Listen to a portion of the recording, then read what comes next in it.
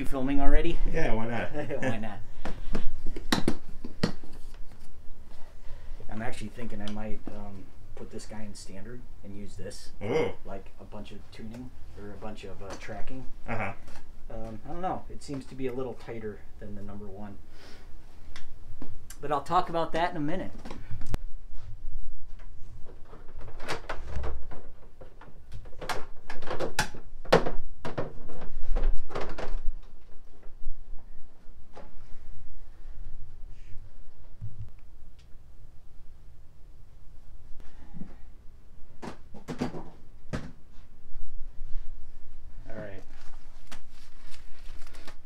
Intro when you're ready.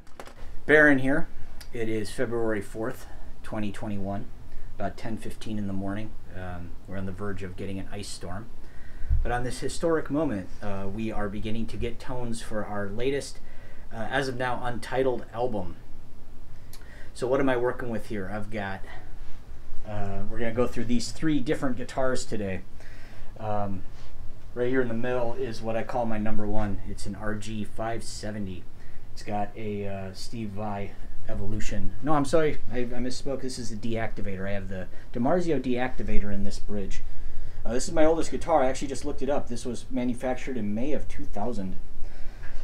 570, 1570. This one's got the Evolution in the bridge. I usually keep this one in drop tuning. So low to high, C, G, C, F, A, D. Standard, D standard, drop tuning. So we may mess with the tuning of this one to do more tracking. We'll see. And this is the R652. Why do you do this to me, Ibanez? Just call it like the 570. Call it the Hell Destroyer or something. 1570. RHGHQ2567HRX Illudium Q36 Explosive Space Modulator. Yeah. I mean, I come out of the grocery store. I can't remember where I put my car. How am I supposed to remember that? Anyway, this is a guitar I actually played Europe with because it's got the fixed bridge. Fusion, DiMarzio Fusion Edge pickups. The headstock's, reverse headstock's kind of cool. Kind of a pain in the ass to change strings on. But this is a cool guitar. It's very light. Unfortunately, it has trouble staying in tune right now for whatever reason. So I'm going to work on that as time goes by and see what we can do. And all my tones come from this right down here. It's an Axe FX 2. My main amp models that I've come up with, for those of you who don't use this, you can tune out now. For those of you who do use this, you can scold me for making bad decisions. So my main amp here, I've got it narrowed down to three choices. Let me see here if I pull this up. This is the FAS Modern Sound, which has kind of been my mainstay for years now. The Fractal Audio Systems Modern Sound. My other two choices are, the PVH 6160 block. Which is based on one of the versions of the, I think it's one of the versions of the 6505, formerly the 5150, or a different version, the fractal version of that. And those are kind of the three tones that I've narrowed it down to. I've also downloaded some periphery presets. Check those out a little bit. They might work. And some faceless presets, a couple of Metallica presets. And so, yeah, we'll jam here in a little bit. We'll hear some raw tones. Dig it.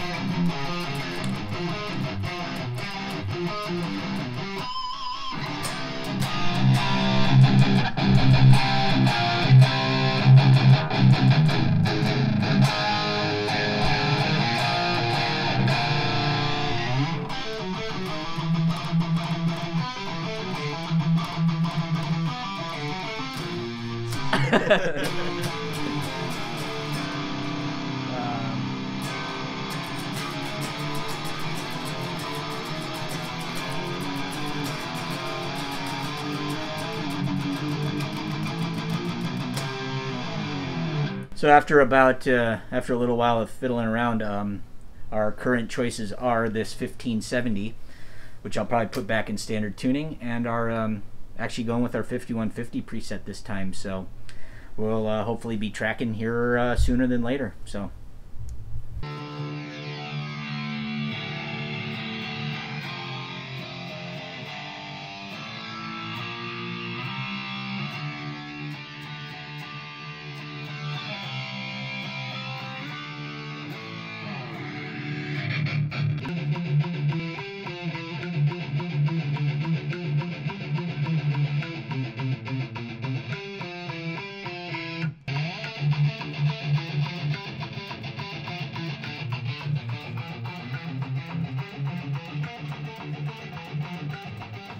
Yeah, let's just go again. Alright.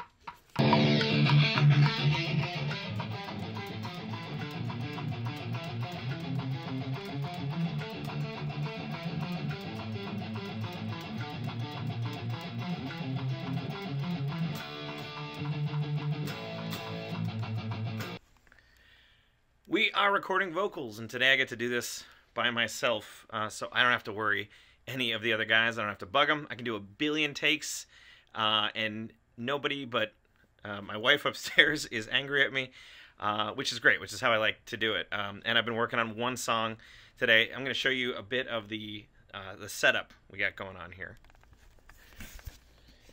So first off, I grabbed this SE sound isolation kind of booth thing, which is where the microphone lives. I'm recording into a Neumann TLM 103, which is my favorite microphone, and it's in this little sound isolation booth.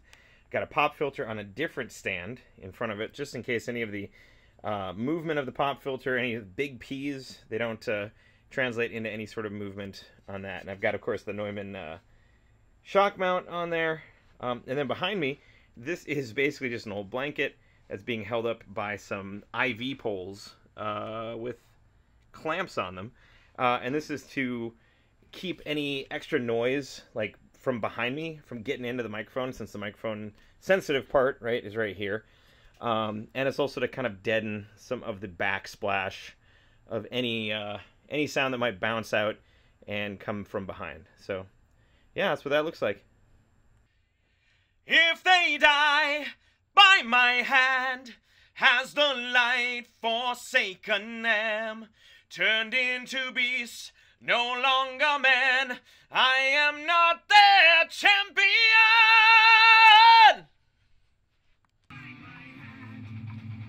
We're listening to the dailies here with Michi. What do you think, Mich?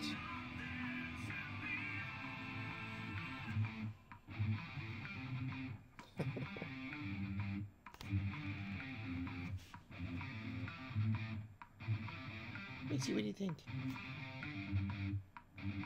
Sounds pretty good.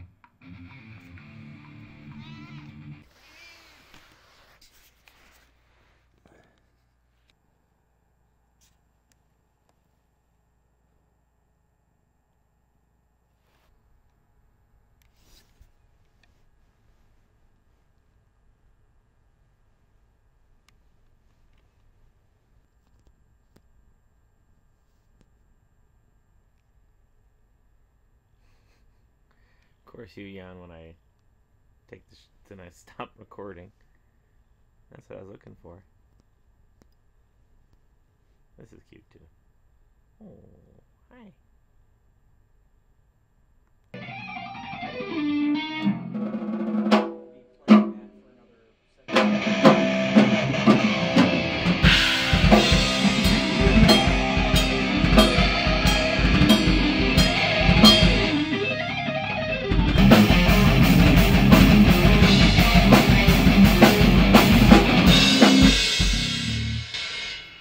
Might be a little cluttered though. Sorry, what? So it's like you guys do the keep going the or whatever, and then I go back to the full regular rhythm. Might be a little cluttered though. Cool. Can we try that one more time? Yeah. I think we might be playing different rhythms for the. Oh, I'm definitely not playing it. And I'm sorry, I'm struggling to get it to that 100% speed tightly. So Okay. So yeah, we're not playing it right at all. I'll just listen to myself. Alright. I'm good. Fuck you guys. Alright.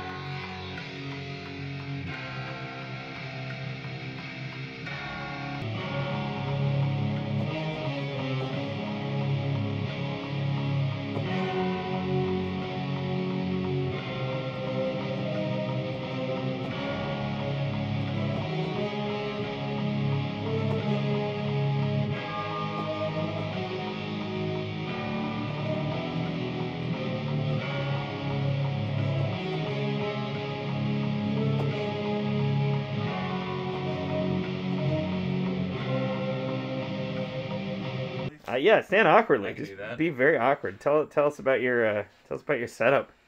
Oh, it's called a performance stand. It's like, picture if you're like David Gilmour and you have to switch between your acoustic and your electric. You get a cool stand like this, and it helps me just have less strain on my back while I'm playing, and it's great. Cool. Let's do it again now with like the 90s MTV angle. It's like this. Right? And so you just keep talking and I'm going to go like this. But Hey guys, what's up? Pontifex Mortis here. Got a guitar stand. It's from Germany. Yeah. Helps me rock out as hard as ever, man. It's amazing. that was perfect. Giving away all the secrets to your rig here. Sure. It's a dark glass bass thing that makes the bass go dur dur dur dur dur dur dur. And then he moves it through the smoothie machine, which we use for drinks after the show. And then there's a tuner here, but no one's ever used it. So, all right, it's happening. We're actually going to record for real. I call this song D. You like that? Put it in minor. It's the saddest song we've ever written. Hey, we actually used the tuner. This one's called C. This one's called F. Look at that. It's got like blinky lights on it. New strings you have to tune more often. I guess. Alright, we're going to start for You real. hear that, Jacob Hansen? We're using new strings. Yeah, just for you. Yep. I haven't changed my strings in like a year and a half, but I'll do it for you.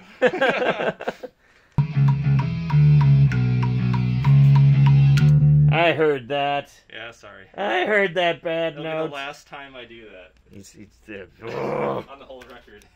So, can you explain the polyrhythms that you're doing on this track? Let me turn. Yeah, you're turned on here. So. Okay, yeah. So there's one part in this 6/8 time signature where I have to play like 4 evenly spaced notes, but they're kind of offbeat, and you can think of it like a polyrhythm. So while playing it, it can be like,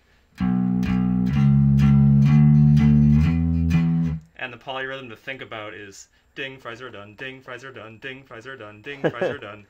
So it's 1 2 3 1 2 3 1 2 3 1 2 3 1 2 3 1 2 3 ding fries are done, ding fries. Works every time. There you go. Action. All right, Kat. Action. So we've taught Michi a number of tricks. See if she'll correctly do them. Okay, Michi, give me your paw. Good girl. Good. Michi, high five. Good girl. Michi, speak. Good girl. Okay, give me your other paw. Good girl. Turn around. Give me a spin. Good girl. Okay, get it. Get it. That's not how video works, Brett. Oh yeah, you're right. Good girl. Michi, speak. Ah, come on. Michi. Good girl. Let's do the grand finale trick now. All right. See if she does this right. All right. Do a barrel roll. Which hand? Oh no. Which trick do you want to do? Hold on. All right. Which hand? Watch carefully. Oh shit. Okay, here we go. Here we go. Which hand? Which one? Which one? Good girl. Yeah, she got it.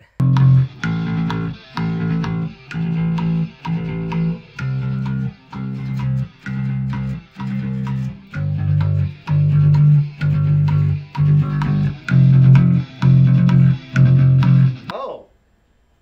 Yeah. Go ahead. Are you recording right now? I am. Okay. Cool. So for this album, the setup's actually not like incredibly different. I'm using the same speaker cab. That's a Splon like oversized 2x12 with Celestion V30s in them, rear loaded. And then I guess since the last album, I guess we are using a different dual mic setup. We're using my SM57 and a Sennheiser MD421. Kind of your typical rock metal mic setup. And then this album's turned the other way, but I have a Gower modded Marshall JCM 800, has the Killer Kelly mod, so it has another gain stage added to it, basically built up from the ground up again, and yeah, just super simple, just going to plug straight into that, into the cab, and I think that's going to be it. I might, on the album, haven't decided yet, but I might for like a couple solos, I might throw in, you know, my chorus pedals, wah, delay will probably add post, but yeah, it's going to be super simple, just write in, maybe one or two effects on solos, and that's it. Cool. While you're tuning, you want to tell them about the Guitar of Legend? Oh, I didn't realize you're recording. Yeah, I'm still just using my first guitar, Fender Made Mexico HSS Strat, original single coil pickups, and I changed out the bridge for more high output, tighter DiMarzio tone zone.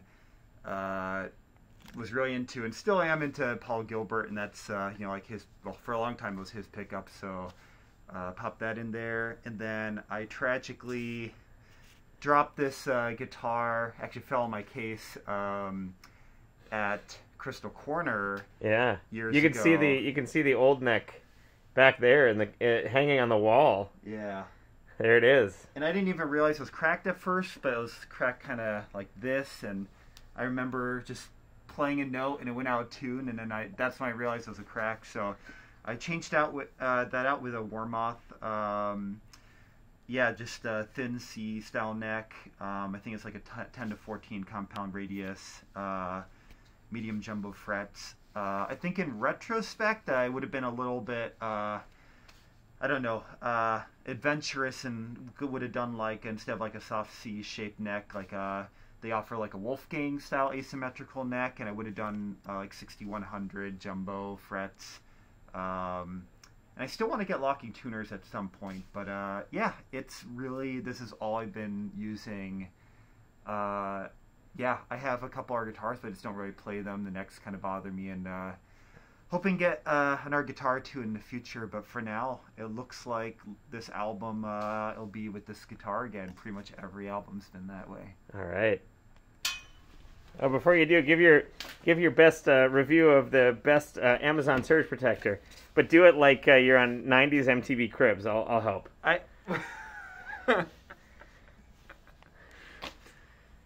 Yo, homies, what's up? Have you checked out the new Trip Light Surge Protector? Dude, check this shit out. 12 outlets, man. 12! You're going to protect yourself against any kind of surge. Lightning, it don't matter. I don't know how they do it. It's been a long time.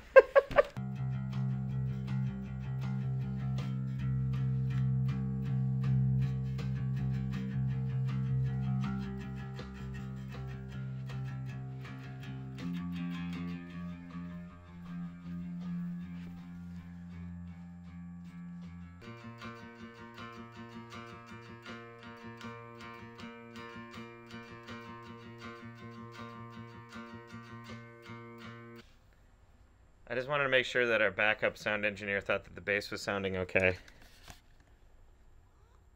What do you think, Meech? Okay, Meechy approved. Meow. Alright, Meechy, want to lay down some tracks? She's suspiciously silent on this topic. Yeah, I think, did you engineer Buried Alive's record? Is that why you don't want to say anything? I'm gonna zoom in suspiciously. Yeah. Da-da. Yeah. Yeah. Da-da. We got Pontifex Mortis here with a new breakthrough in bass technology. Behold the latest in Lords of the Trident, Tiny Cloth Technology, or TCT Whoa. for short. Basically, if you're playing a riff that you don't need all of your strings for, yet your hand is sometimes hitting those strings because you suck at playing. Yeah. The TCT can really help mute the strings so that your take is cleaner. So Can you give us an example?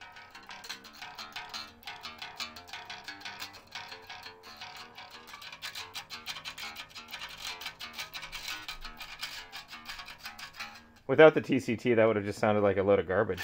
it would have just been Basically all over that. the place, yeah. How much does the TCT... So, like, let's say you're a bassist and you want to employ the TCT and you're playing. How much does that retail for at lordsofthetrident.com/merch?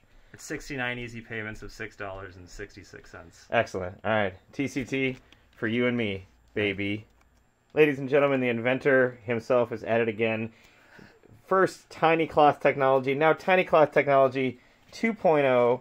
A new paradigm in Tiny Cloth technology. You want to talk about this new, interesting method for using your TCT?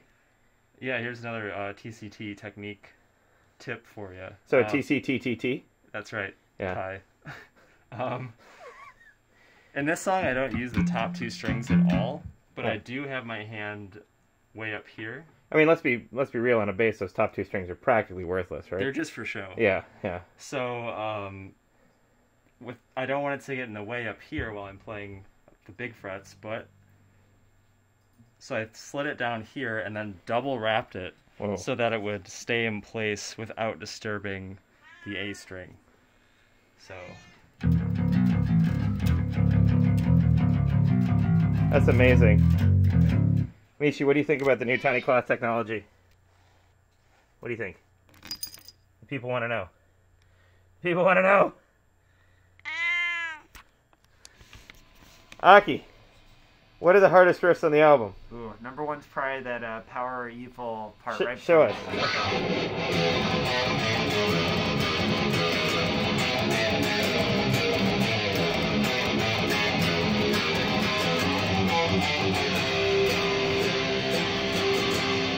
I butchered that though. What's another hard riff? Boy, now you're putting me on the spot. I am. I know it sounds funny, but even the verse part is hard for Power or Evil.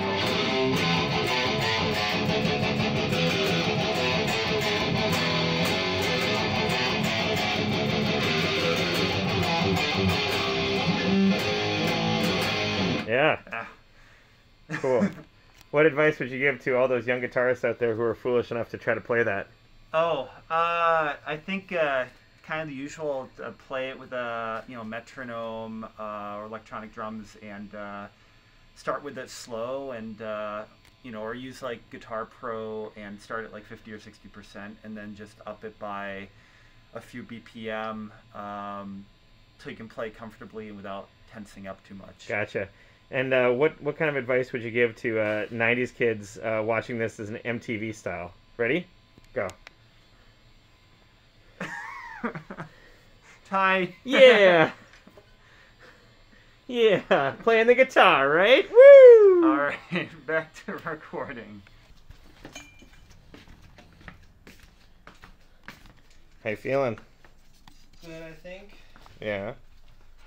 I think it's all there. You know, it's just execution. It's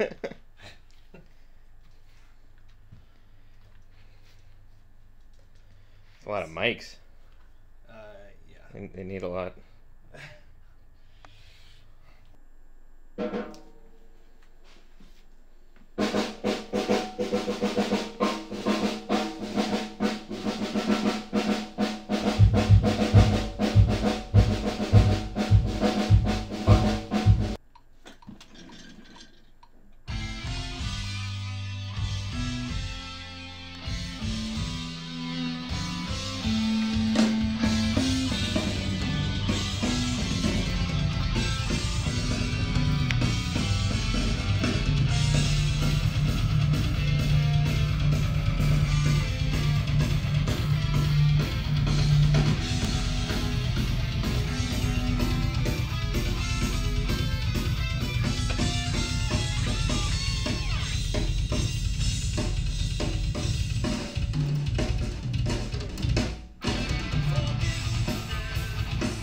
All right, Brett, you're about to lay down the first drum tracks.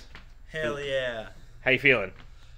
Good. I'm sweaty already, so that's positive. I'm already working. I'm excited. Just, How many mics do you think we have on this drum set? at least 15, I think. Okay. Probably more. All right, we're gonna grab everything. We're gonna get it 1, all. 2, 3, 4, 5, 6, 7, 8, 9, 10, 11, 12, 13, 14, 15, plus 2 more mics, 17. Nice. Here we come upon the drummer in his natural habitat, the studio. Few places are quite as at home to the drummer as the studio. Scientists still do not understand what the purpose of drums are. However, someday we will, and it's hard to argue with this beautiful display.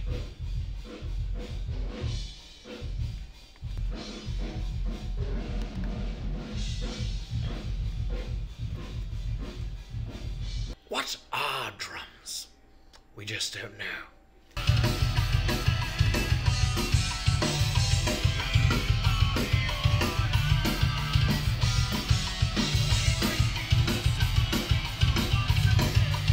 Whoa!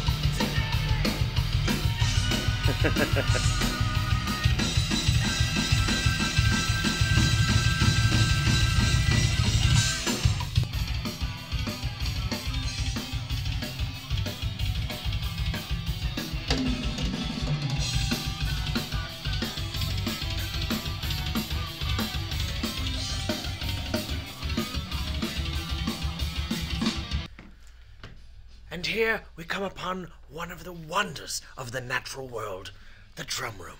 Here, most drummers will spend a majority of their lives eating, sleeping, brushing their teeth, and of course, drumming. Scientists have yet to determine why drummers find the necessity to have so many microphones. However, one thing is clear: the music they make with them is extraordinary.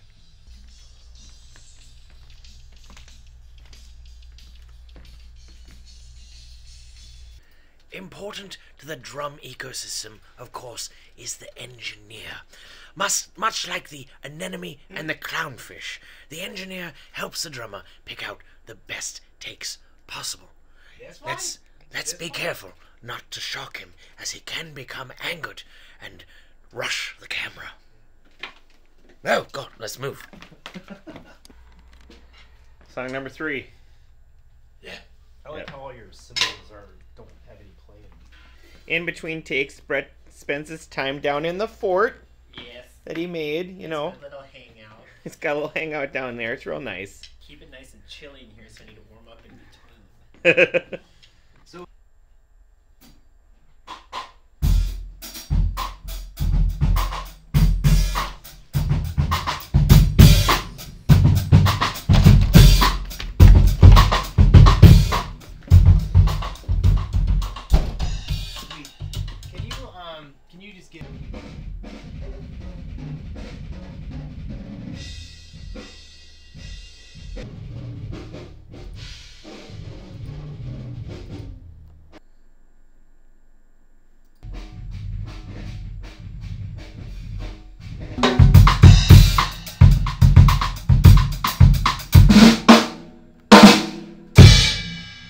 Hello. You know when you get put on camera and you're like, What do I say? what? How do I act? I play the drum. Nice.